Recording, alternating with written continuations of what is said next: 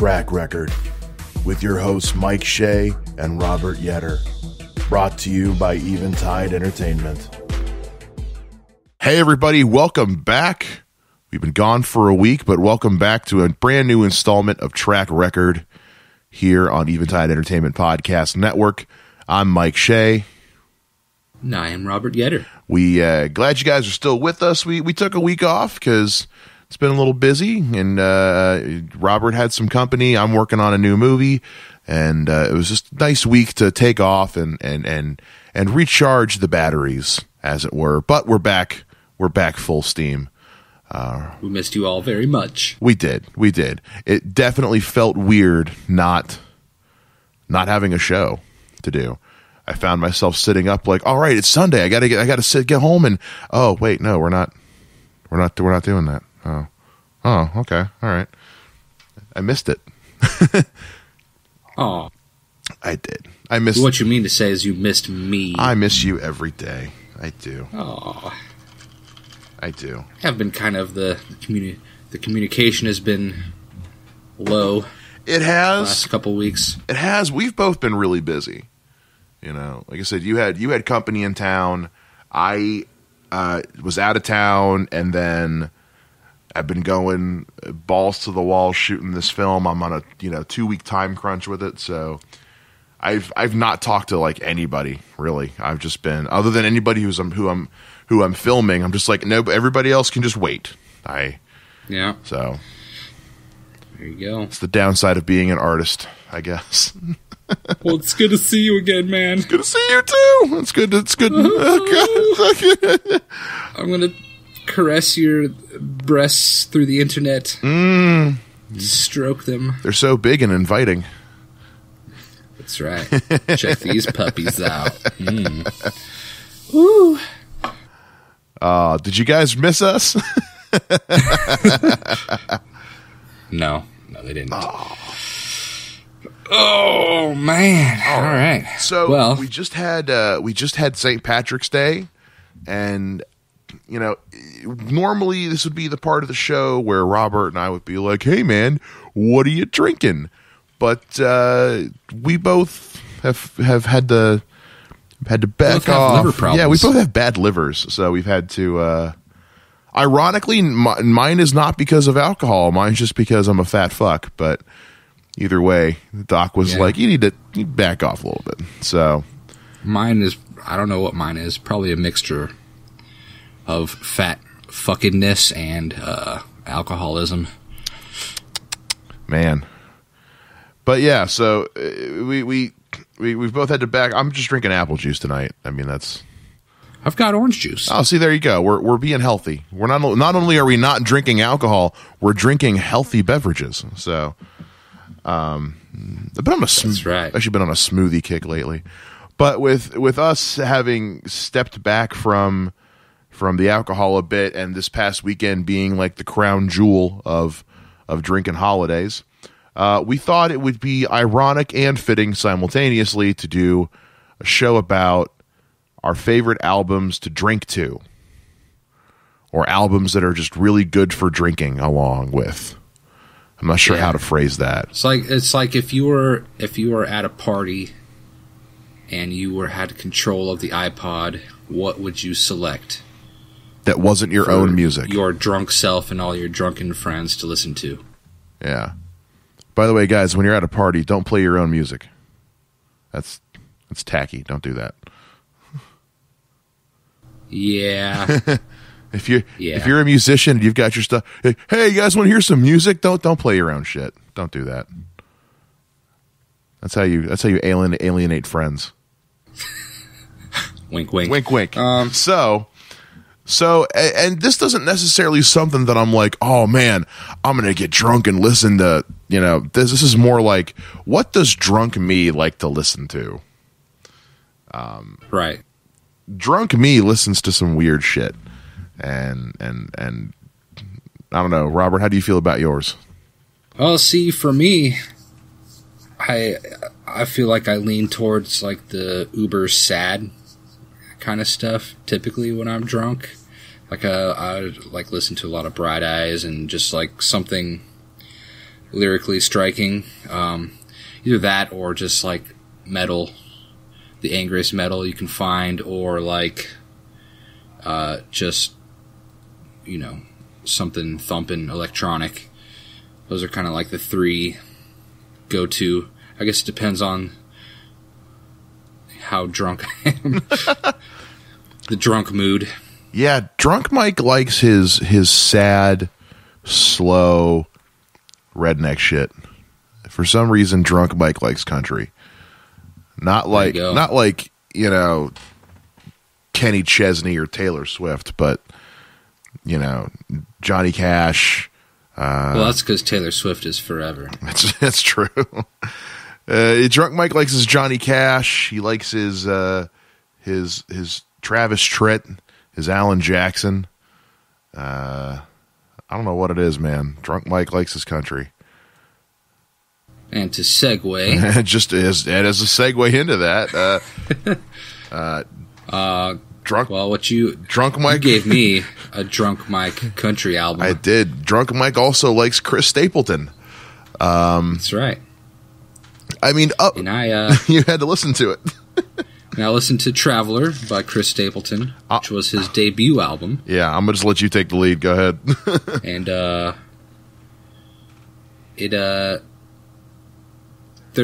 and like you said, there's something about country music when you're lit. It's just, I mean, especially something that's like old school country, like Chris Stapleton. I mean, I really can attest to listening to, you know, this new style of country, this pop country, when you're drunk, because I've just never done it. But country music when you're drunk, it just sits so much better. It's so much more relatable. You know, it's just feeling good or sad. But any way you feel, it's accompanied by a bottle of whiskey. And I really felt some emotions when listening to Traveler. I realized in listening to it that old school country is pretty much like 90% ballads. And I've come to realize that if there was ever like a rock band that wanted to make an effective ballad, I think they would probably turn to country music first. And so the type of stuff that Chris Stapleton performs, a lot of it has that kind of sadness tinge, the melancholy. You know, everything has kind of a whiskey essence to it, and so loneliness, sadness, heartbreak,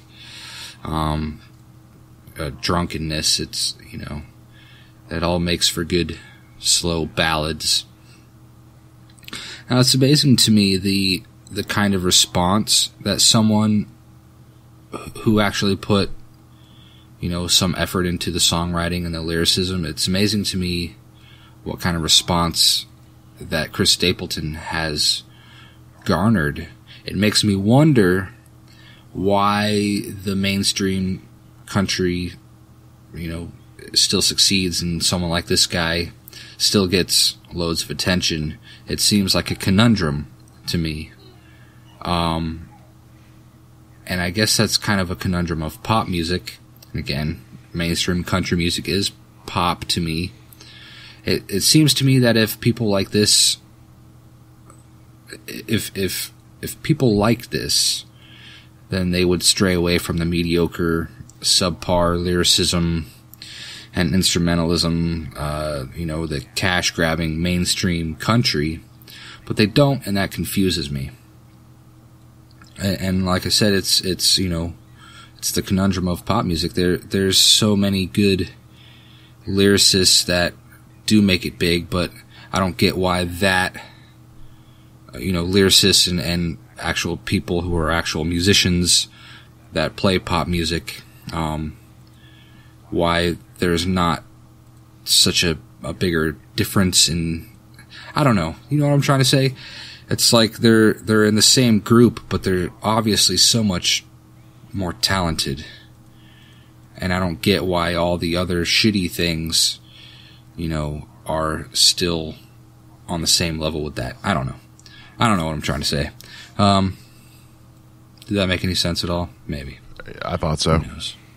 Okay. Now, speaking of, we haven't been drinking a lot of alcohol, but my friends were in town, so I did partake in some alcohol in the past week. And last night, I definitely, while I was writing this, I was definitely pretty lit. So, trying to think of what drunk brain was trying to say, I was like, oh, okay. Now, speaking of mainstream, I really think that Chris Stapleton's voice is mainstream, and I think he has like this mainstream singing skill, but he's packaging it into old school country. And when I say mainstream voice, rather than like a Willie Nelson type, while there's that essence, he does a lot of the skillful pitch changes and kind of this, it's a little flashier the way he sings. And his voice paired with really good lyricism that far surpasses the lyricism of his peers. I can really see why he's found such success. My favorite song on the album happens to be a cover. Hold on.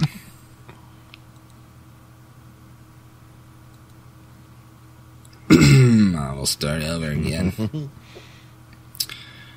Now, my favorite song on the album happens to be a cover, but I think it really suits Chris Stapleton's style perfectly. It's called Tennessee Whiskey. The lyrics, the delivery, the backing vocals, performed by his wife on the record, a lot of them.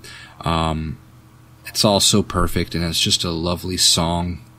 I think it lyrically matches what he writes himself, and I just love the I love the metaphors there. Comparing people to, different kinds of alcohol is really cool. Smooth like Tennessee whiskey, sweet as strawberry wine. My next favorite track is called Whiskey and You. We sense the whiskey theme here, which is perfect because this episode is all about alcohol.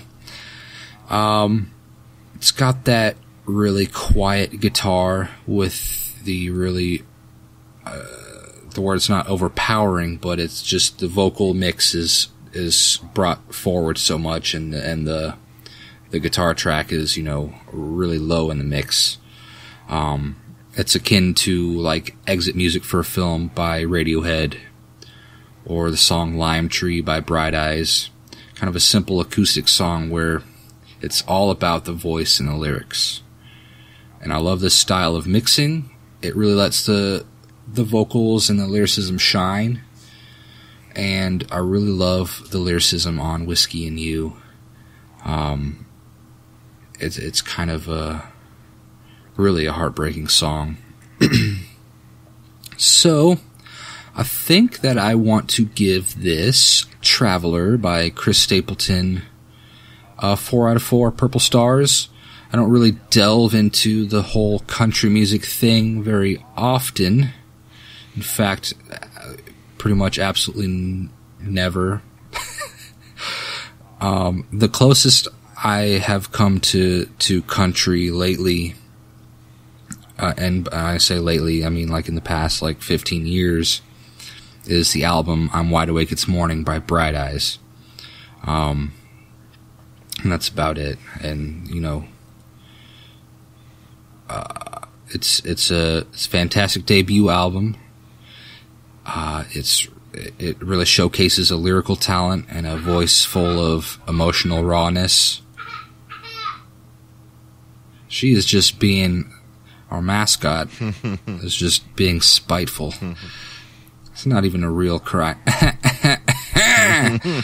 Hear that shit. Toddlers, what you gonna do? Speaking of, how well this album performed, I mean, it won freaking Grammy Awards, and it's got super ratings everywhere. It did really well, very well received, and for good reason. It's great to listen to. Get lit and listen to this shit, and you will find yourself unable to stop listening, and you keep pouring up them shots, and you just listen on, and maybe shed a tear. Who knows? There you go, man. Yeah, this one, again, I'm really not tapped into country music like at all. I found out about this because the year that it came out and took over the world was the year that I moved up here to Dayton and started working at the TV station. And one of the first things I did working there was we ran the broadcast of the Country Music Awards. Mm-hmm. And the whole night I kept watching this dude just clean house. And everybody, it was like a major upset. It wasn't that everybody was like, oh, we hate that he won. It was like, yeah, it's really good. We don't think he'll win though, cause he's so new. Chris Stapleton's a guy who had made his bones in studio work.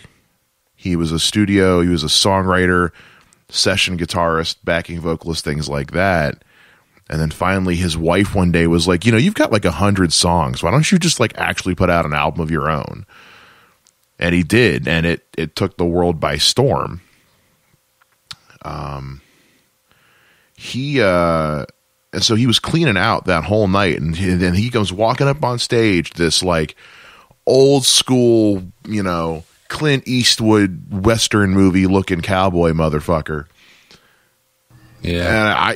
And I was like, really? This is the guy who's winning?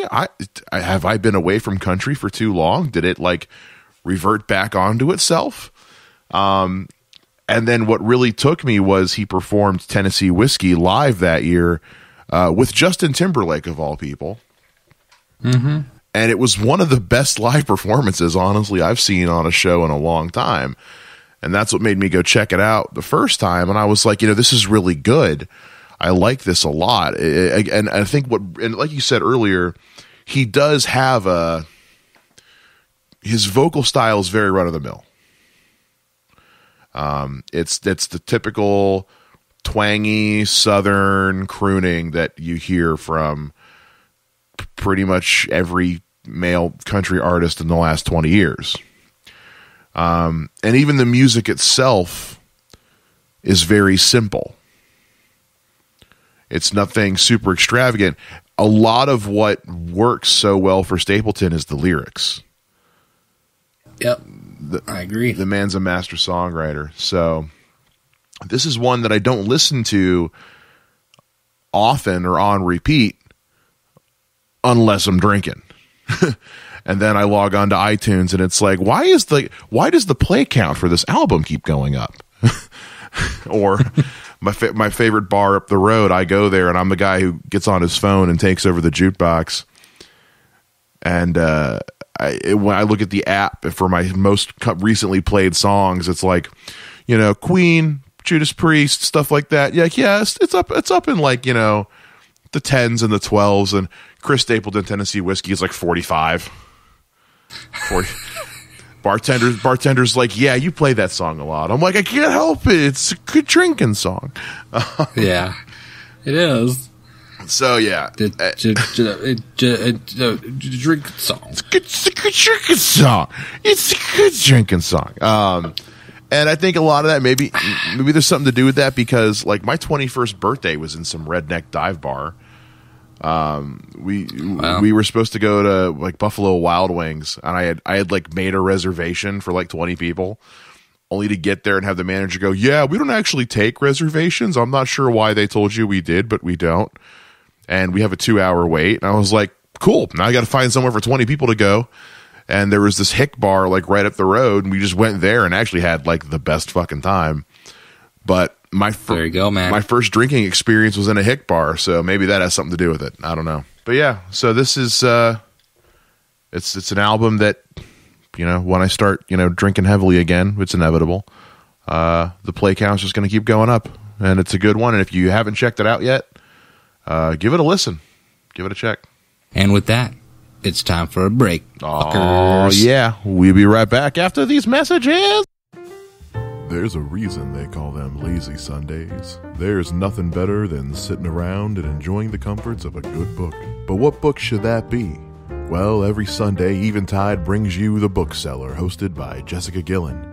Each week, Jessica breaks down a different book and tells you everything you need to know before cracking it open and getting lost in a whole new world. Tune in every Sunday for The Bookseller with Jessica Gillen, brought to you by Eventide Entertainment. There's nothing quite as satisfying as a good conversation with intelligent company. Join comedian Don Smith every week as he sits down and talks with comedians, actors, filmmakers, writers, and everyday schmoes. It's The Life with Don Smith, Wednesdays at noon on 106.9 FM, and now available on the Eventide Entertainment podcast feed every Friday on Spreaker, YouTube, and iTunes.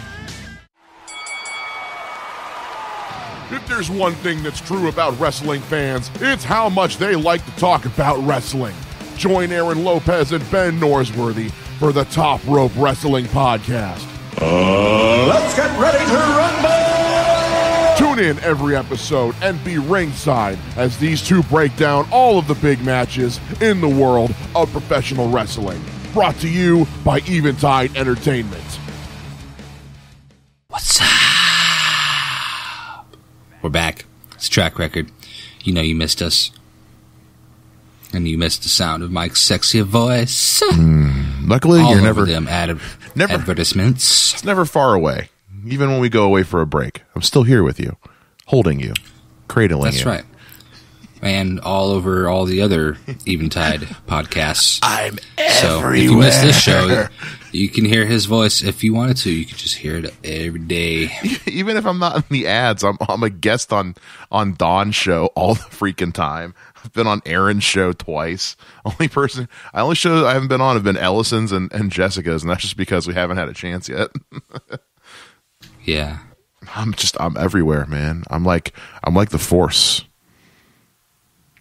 You're like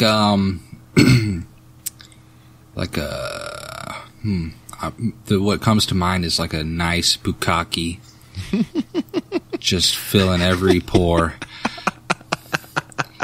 Just cover. Anyway, that's right. I'm all over your faces, folks. That's right. Yeah, just let that sink in. So we just heard Robert, his very positive reception to Traveler by Chris Stapleton for the album that I like to get drunk and listen to. So we're gonna delve into Robert's drunk mentality a little bit. You got anything you want to prelude this with before I dive into it? Oh, I was thinking about that. I was trying to think of how I discovered this, and I really think it was like, have you ever done a thing where you just go on Amazon and you like look at you just browse like the music shit on Amazon? Oh yeah. Look for like similar artists. I think Amazon does a pretty good job of like the whole similar artist thing. And so I kind of just was looking for shit one day and just went down a rabbit hole and I found it and I fell in love with it. And this was back in high school. And I just, I used to bump this shit all the time. So this was not something I expected to get from Robert. I expected something more akin to like to Bright Eyes or, God forbid, Neutral Milk Hotel.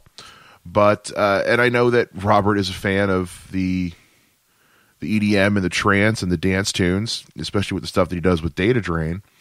But this was something that really snuck in. And while normally when I'm drinking, just like, casually sipping that kind of thing, be it a bourbon and Coke or a rum and Coke or a whiskey and Coke, you get the message. it's something more akin to Chris Stapleton. When I'm drinking, like doing shots, drinking for the sake of getting fucked up, usually it's a lot of classic heavy metal, Ozzy Osbourne, Judas Priest, stuff like that. Listening to Silent Shout by The Knife, I wanted to do tequila shots. And I have a really bad relationship with tequila.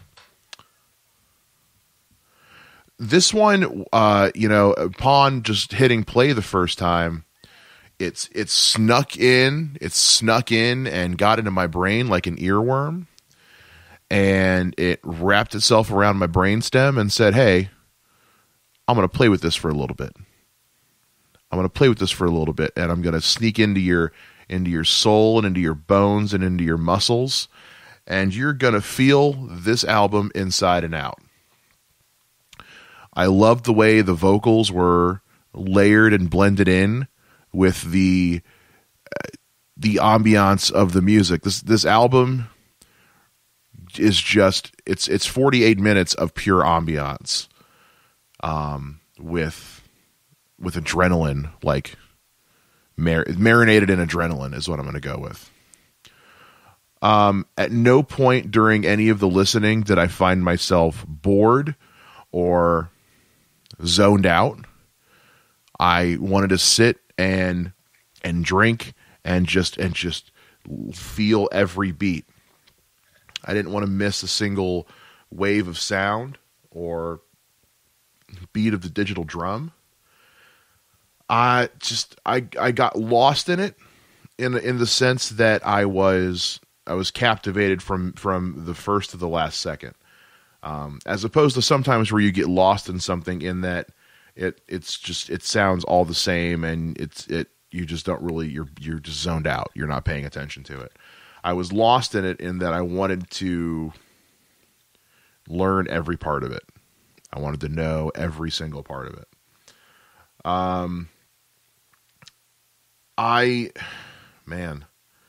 I've never heard of The Knife before. This was when I went online looking to get some background info, but I was afraid that I was going to have a hard time finding anything out. I was surprised to find that The Knife is actually pretty well known. They've been around for they were around. They're not active anymore, but they were active for about 15 years. And in those 15 years, they put out 5 albums that were just all pretty consistently well received. With Silent Shout, I was surprised to find there's actually a deluxe edition, go figure, that I actually find myself wanting to check out. The deluxe edition comes with a second disc, which is live audio. It's called Silent Shout, an audio-visual experience, and I'm kind of curious to see what that's like. It also comes with a DVD, which is a one big live show that I would really, it also contains music videos and a short film called When I Found the Knife, that I really want to find and dive into. So, I had an absolute blast listening to this. And Robert and I haven't drank together other than doing this show, except maybe once or twice. It was usually at his apartment. We would do a couple of shots and just listen and just dick around for a couple hours, usually right before going to a show or something. So this is the kind of, I want to meet this drunk Robert.